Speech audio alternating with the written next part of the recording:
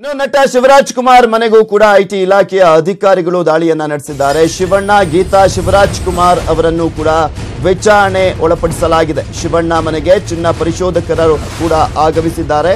ಈ ಒಂದು ಸಂದರ್ಭದಲ್ಲಿ ಎಷ್ಟಿದೆ ಚಿನ್ನ, ಎಲ್ಲಿಂದ ಅಂದ್ರೆ ಈ ಒಂದು ಚಿನ್ನವನ್ನ ಎಲ್ಲಿಂದ ಖರೀದಿ ಮಾಡಲಾಗಿತ್ತು, ಯಾವ ಅಂಗಡಿ, ಇಲ್ಲೂ ಕೂಡ ಅದೇ ರೀತಿಯಾದಂತಹ ಒಂದು ಪ್ರಶ್ನೆಗಳನ್ನ ಕೇಳಲಾಗ್ತಾ ಇರುತ್ತೆ. ಇಲ್ಲಿ ಸ್ವತಃ ಶಿವರಾಜ್ ಕುಮಾರ್ ಅವರೇ ಮನೆಯಲ್ಲಿ ಇರುವಂತಹ ಹಿನ್ನೆಲೆಯಲ್ಲಿ ಅವರಿಂದನೇ ವಿಚಾರಣೆಯನ್ನ ಮಾಡಲಾಗ್ತಾ ಇರುವಂತದ್ದು. ಶಿವಣ್ಣ ಅವರಿಂದನೇ ಮಾಹಿತಿಯನ್ನ ಕಲೆ ಹಾಕ್ತಾ ಇದ್ದಾರೆ ಆದಾಯ ತೆರಿಗೆ ಇಲಾಖೆಯ ಅಧಿಕಾರಿಗಳು. ಇಲ್ಲಿ ಎಲ್ಲೋ ಒಂದ್ ಕಡೆ ಲಿಂಕ್ ಹೋಗ್ತಾ ಇರೋದು ಅಂದ್ರೆ ದಿ ವಿಲನ್ ಚಿತ್ರದಲ್ಲಿ ನಟನೆಯನ್ನ ಮಾಡಿದ್ರು ಶಿವರಾಜ್ ಕುಮಾರ್ ಅವರು. ಇಲ್ಲಿ ಸುದೀಪ್ ಅವರು ಹೇಳಿದ್ರು 3 ಬಿಗ್ ಬಜೆಟ್ ಚಿತ್ರ ಆಗಿರುವಂತಹ ಹಿನ್ನೆಲೆಯಲ್ಲಿ ಅದೇ ಮೋಸ್ಟ್ ಪ್ರಾಬಬ್ಲಿ ಟಾರ್ಗೆಟ್ ಆಗಿರ್ಬೋದು ಅಂತ. ಅಲ್ಲಿ ಪ್ರಮುಖವಾಗಿ ದಿ ವಿಲನ್ ಚಿತ್ರದಲ್ಲಿ ಸುದೀಪ್ ಅವರು ಮತ್ತು ಒಂದ್ ಕಡೆ ಶಿವಣ್ಣ ಅವರು ಕೂಡ ಅಭಿನಯಿಸಿದ್ರು.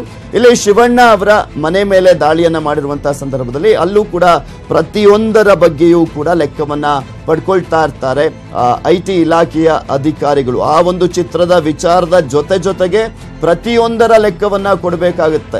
ಎಷ್ಟು ಕಾರ್ಗಳಿದಾವೆ, ಎಲ್ಲಿಂದ ತಗೊಳ್ಳಲಾಗಿತ್ತು, ಇಲ್ಲಿ ಲೋನ್ ಅಲ್ಲಿ ಏನಾದ್ರೂ ತಗೊಳ್ಳಲಾಗಿತ್ತಾ, ಅಥವಾ ಚಿನ್ನವನ್ನ ಯಾವ ರೀತಿಯಾಗಿ ಖರೀದಿ ಮಾಡಲಾಗಿತ್ತು, ಲೋನ್ ಅಲ್ಲಿ ಏನಾದ್ರೂ ಚಿನ್ನವನ್ನ ತೆಗೆದುಕೊಳ್ಳಲಾಗಿತ್ತಾ, ಈ ಹಿಂದೆ ಎಷ್ಟು ಸಂಭಾವನೆಯನ್ನ ಪಡಿತಾ ಇದ್ರಿ, ಈಗ ಎಷ್ಟು ಸಂಭಾವನೆಯನ್ನ ಪಡಿತಾ ಇದ್ದೀರಾ, ಮತ್ತೆ ಐಟಿ ರಿಟರ್ನ್ಸ್ ಸಂದರ್ಭದಲ್ಲಿ ಯಾವ ರೀತಿಯಾದಂತ ಲೆಕ್ಕವನ್ನ ಕೊಡಲಾಗಿತ್ತು, ಈಗೇನಾದ್ರೂ ವ್ಯತ್ಯಾಸವಾಗ್ತಾ ಇದೆಯಾ ಆ ಲೆಕ್ಕದಲ್ಲಿ ಅನ್ನೋದ್ರ ಬಗ್ಗೆ ಮಾಹಿತಿಯನ್ನ ಕಲೆ ಹಾಕ್ತಾ ಇರ್ತಾರೆ ಆದಾಯ ತೆರಿಗೆ ಇಲಾಖೆಯ ಅಧಿಕಾರಿಗಳು.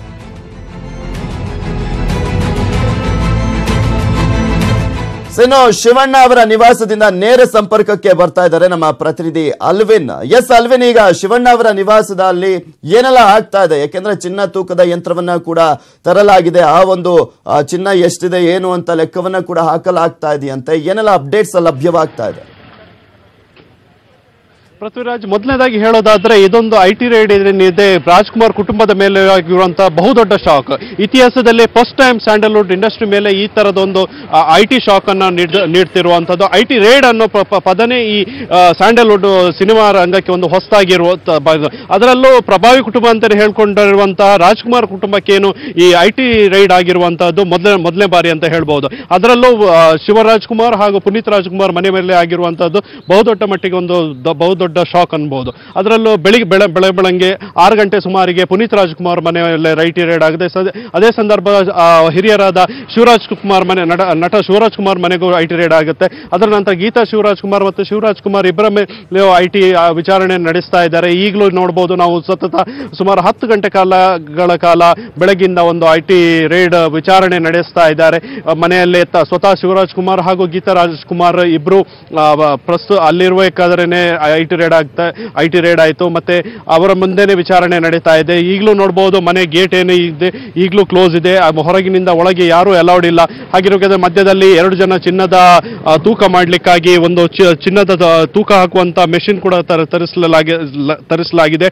ಅದರ ನಂತರ ಹೆಂಗಸರಿರುವಂತ ಮನೆಗೆ ಲೇಡಿ ಐಟಿ ಆಫೀಸರ್ನ ಕರೆಸಿ ವಿಚಾರಣೆ ಮಾಡಲಾಗ್ತಿದೆ. ಪೃಥ್ವಿರಾಜ್, ಮತ್ತೊಂದ್ ಕಡೆ ಈಗ ಆಲ್ರೆಡಿ ಚಿನ್ನವನ್ನ ತೂಕ ಮಾಡುವಂತ ಮೆಷಿನ್ ತಂದಿದ್ದಾರೆ ಅಂದ್ರೆ ಮೋಸ್ಟ್ ಪ್ರಾಬಬಲಿ ಅಪಾರ ಪ್ರಮಾಣದಲ್ಲಿ ಚಿನ್ನ ಏನಾದ್ರೂ ಸಿಕ್ಕಿದೆಯಾ ಅಂತ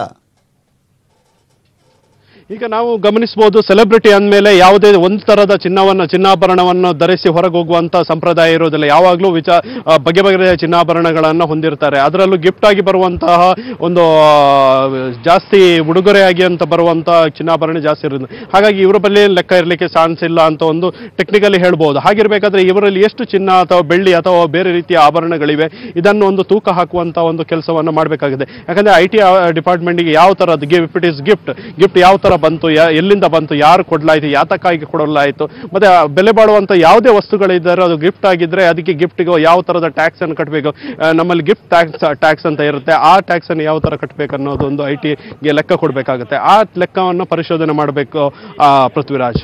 ಮತ್ತು ಒಂದ್ ಕಡೆ ಅಲ್ವಿನ್, ಇಲ್ಲಿ ಪ್ರಮುಖವಾಗಿ ಈ ಒಂದು ಐಟಿ ರೈಡ್ ನ ವಿಚಾರಕ್ಕೆ ಸಂಬಂಧಪಟ್ಟಂತೆ ನೋಡೋದಾದ್ರೆ ದಿ ವಿಲನ್ ಚಿತ್ರದ ಹಿನ್ನೆಲೆಯಲ್ಲೇ ಶಿವರಾಜ್ ಕುಮಾರ್ ಅವರ ಮನೆ ಮೇಲೆ ಇವತ್ತು ದಾಳಿಯನ್ನ ನಡೆಯೋದಕ್ಕೆ ಕಾರಣ ಅನ್ನೋದು ಕೂಡ ಈಗ ಆಲ್ರೆಡಿ ಮಾತುಗಳು ಕೇಳಿ ಬರ್ತಾ ಇರುವಂತದ್ದು ಇದೇ ಆಗಿರ್ಬೋದಾ? ಮೊದಲನೇದಾಗಿ ಹೇಳೋದಾದ್ರೆ ನಾನು ಮೊದಲೇ ಹೇಳಿದೆ, this is the first time in Sandalwood history ಈ ತರದ ಬಿಗ್ ಬಜೆಟ್ ಸಿನಿಮಾಗಳು ಈ ವರ್ಷ ಹಾಗೂ ಕಳೆದ ವರ್ಷದ ಕೊನೆ ಅಂತ್ಯಕ್ಕೆ KGF ಆಗಿರ್ಬೋದು, ವಿಲಿಯನ್ ಚಿತ್ರಗಳಾಗಿರ್ಬೋದು ಬರ್ತಿರುವಂಥದ್ದು. ಹಾಗಿರ್ಬೇಕಾದ್ರೆ ಈ ಬಜೆಟ್ ಮೂವಿಗಳಿಗೆ ಯಾರು ಎಲ್ಲಿಂದ ಫಂಡ್ ಮಾಡಿದ್ರು ಮತ್ತೆ ಎಲ್ಲೆಲ್ಲಿಂದ ಹಣ ಹುಡಿಸಿದ್ರು, ಇದಕ್ಕೆ ತಕ್ಕಂತೆ ಆಕ್ಟರ್ಗಳಿಗೆ ಎಷ್ಟೊಂದು ಸಂಭಾವನೆಗಳು ಬರ್ತಾ ಇದೆ. ಈ ಸಂಭಾವನೆಗೆ ತಕ್ಕಂತೆ ಎಲ್ಲ ಇಂಡಸ್ಟ್ರಿಯಲ್ಲಿ ಕಟ್ಟಂಗೆನೆ ಏನು ಆಕ್ಟರ್ ಅವರ ಪರ್ಸನಲ್ ಟ್ಯಾಕ್ಸ್ ಆಗಿರ್ಬೋದು, IT ಆಗಿರ್ಬೋದು, ಇದನ್ನು ಸಂಭಾವನೆ ರೂಪದಲ್ಲಿ ಬಂದಂತ ಹಣವನ್ನು ಇಲ್ಲಿ ಪೇ ಮಾಡ್ತಾರ. ಮತ್ತೆ ವಿಲನ್ ಚಿತ್ರಕ್ಕಾಗಿ ಹೇಳ್ಬೋದಾದ್ರೆ ಈ ವಿಲನ್ ಚಿತ್ರಕ್ಕೆ ಎಷ್ಟು ಖರ್ಚಾಯಿತು, ಈ ಖರ್ಚಿಗೆ ಬೇಕಾದಂತಹ ಹಣವನ್ನು ಯಾರು ಪ್ರೊಡ್ಯೂಸರ್ಸ್ ಎಲ್ಲೆಲ್ಲಿಂದ ತಂದು ಹಾಕಿದ್ರು, ಮತ್ತೆ ನಿಮ್ಗೆ ಯಾವ ತರದ ಸಂಭಾವನೆ ಬಂತು, ಇದಕ್ಕೆ ಯಾವ ತರ ಟ್ಯಾಕ್ಸ್ ಕಟ್ಟಿದಾರ ಅನ್ನೋ ಒಂದು ಪ್ರಶ್ನೆಗಳು ಎದ್ದು ಬರುತ್ತೆ. ಹೀಗಿರ್ಬೇಕಾದ್ರೆ ಇವುಗಳಿಗೆಲ್ಲ ಯಾವ ತರ ಈ ಆಕ್ಟರ್ಗಳು ಸಮಂಜಸವಾದ ಉತ್ತರ ನೀಡ್ತಾರೆ ಮತ್ತೆ ಇದಕ್ಕೆ ಬೇಕಾದ ಡಾಕ್ಯುಮೆಂಟ್ ಅನ್ನ ನೀಡ್ತಾರೆ ಅನ್ನೋದು ಒಂದು ಪ್ರಶ್ನೆ ಆಗಿರುತ್ತೆ. ಪೃಥ್ವಿರಾಜ್, ಎಸ್, ಇಲ್ಲಿ ಮೇನ್ ಆಗಿ ಯಶ್ ಅವರ ಮನೆ ಮೇಲೆ ದಾಳಿ ಆದಂತಹ ಸಂದರ್ಭದಲ್ಲಿ ಕೇವಲ ಯಶ್ ಅವರ ಮನೆ ಮೇಲೆ ಮಾತ್ರ ದಾಳಿಯನ್ನ ಮಾಡಿಲ್ಲ, ಅವರ ಮಾವನ ಮನೆ ಮೇಲೂ ಕೂಡ, ಅಂದ್ರೆ ರಾಧಿಕಾ ಪಂಡಿತ್ ಅವರ ಮನೆ ಮೇಲೂ ಕೂಡ ದಾಳಿಯನ್ನ ಮಾಡಲಾಗಿದೆ. ಇಲ್ಲಿ ಏನಾದ್ರೂ ಅಂದ್ರೆ ಶಿವಣ್ಣ ಅವರ ಮನೆ ಮೇಲೆ ದಾಳಿಯಾದಂತಹ ಸಂದರ್ಭದಲ್ಲಿ ಅವರ ಮಗಳ ಮನೆ ಮೇಲೆ ಏನಾದ್ರೂ ದಾಳಿಯನ್ನ ಮಾಡಿದ್ದಾರಾ IT ಇಲಾಖೆಯ ಅಧಿಕಾರಿಗಳು? ಈವರೆಗೆ ಈ ತರದ ಏನು ಮಾಹಿತಿ ಬರ್ತಾ ಇಲ್ಲ. ಯಾಕಂದ್ರೆ ಯಶ್ ನೋಡೋದಾದ್ರೆ ಇಲ್ಲಿ ಯಶ್ ಆಗಿರ್ಲಿ, ರಾಧಿಕಾ ಪಂಡಿತ್ ಆಗಿರ್ಲಿ, ಇವರಿಗೆ ಹಿಂದಿನಿಂದಾನು ಒಂದು ಸೆಲೆಬ್ರಿಟಿ ಕಾಂಟ್ಯಾಕ್ಟ್ ಅನ್ನೋದು ಇರುತ್ತೆ. ಇಲ್ಲಿ ಆದರೆ ಶಿವರಾಜ್ ಕುಮಾರ್ ತಮ್ಮ ಮಗಳಾಗಿರ್ಲು, ಕುಟುಂಬದವರನ್ನ ಯಾವುದೇ ಸಂದರ್ಭದಲ್ಲಿ ಸೆಲೆಬ್ರಿಟಿ ಟಚ್ ಅನ್ನೋದು ಆಗ್ಲಿ, ಬೇರೆ ರೀತಿ ಕಾರಣದಲ್ಲಿ ಆಗಿ ಯಾವುದೇ ವಿಚಾರದಲ್ಲಿ ಹೊರ ತಂದಿರಲಿಲ್ಲ. ಅಂದ್ರೆ ಲೈಮ್ ಲೈಟ್ ಅಲ್ಲೇ ಇಟ್ಕೊಂಡಿದ್ರು ಅನ್ಬೋದು.